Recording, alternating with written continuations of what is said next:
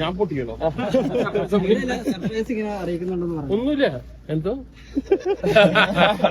Sir always surprise തരുന്ന ആളാണ്. Okay, അപ്പൊ നമ്മുടെ അനീഷ് ഉണ്ടല്ലോ ബിഗ് ബോസിന്റെ, പുള്ളി നമ്മുടെ പോലെ എല്ലാം സാധാരണക്കാരനാണ്. അപ്പൊ പുള്ളിക്ക് കോൺഫിഡന്റ് ഇന്ന് 10 ലക്ഷം രൂപ പ്രൈസ് കൊടുക്കും.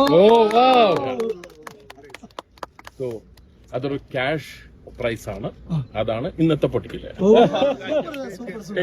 സാറ് ബിഗ് ബോസിന്റെ തുടക്കം തൊട്ട് ഉണ്ടല്ലോ, കുറെ കൊല്ലായി ഇപ്പൊ. അപ്പോ ഒരു സാധാരണക്കാരൻ എന്ന നിലയിൽ അവിടെ കയറി ചെന്ന് ഡെയിലി മീൻസ് ഒരു 20,000 ആയിരുന്നു അനീഷിനുണ്ടായിരുന്നത്. അതെനിക്കറിയില്ല.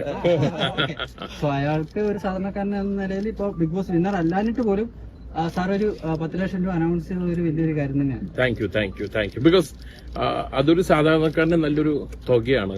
കുറെ ആവശ്യങ്ങൾ ഉണ്ടായിരിക്കുമല്ലോ. അപ്പോ അതും നോക്കിയിട്ടാണ് അപ്പൊ കോൺഫിഡൻസ് ഗ്രൂപ്പ് ഒരു 10 ലക്ഷം രൂപ. ബിഗ് ബോസിൽ ഫസ്റ്റ് വീക്കിൽ ഔട്ടായ കണ്ടസ്റ്റന്റ് പിന്നെ 100 ദിവസം നിന്ന അനീഷിന് പോലും ആ ഫസ്റ്റ് ആഴ്ച നിന്ന ആള് ശമ്പളം കിട്ടിയിട്ടില്ല എന്നാണ് സാർ പുറത്തെല്ലാരും അറിയുന്നത്. ഓ, അത് എനിക്കറിയില്ല കേട്ടോ. അല്ല, അങ്ങനത്തെ ആൾക്ക് അങ്ങനത്തെ ഡീറ്റെയിൽസ് കിട്ടില്ല. പക്ഷെ അങ്ങനത്തെ ആൾക്ക് സാർ ചെയ്ത് വലിയൊരു സഹായം തന്നെയാണ് സാർ. എന്തായാലും സാർ ആദ്യമായിട്ടാണ് ഒരു റിയാലിറ്റി ഷോയില് റണ്ണർ അപ്പ് ആയി വരുന്ന ഒരാൾക്ക് ഇത്രയും വലിയൊരു ഹ്യൂജ് എമൗണ്ട് ഗിഫ്റ്റ് മണി ആയിട്ട്. അപ്പൊ സാറിന് വലിയൊരു സംഭവം തന്നെയാണ്. അങ്ങനെ കൊടുക്കാനുള്ള ഒരു കാരണം സാധാരണക്കാരൻ, നമ്മുടെ പോലെ സാധാരണക്കാരൻ.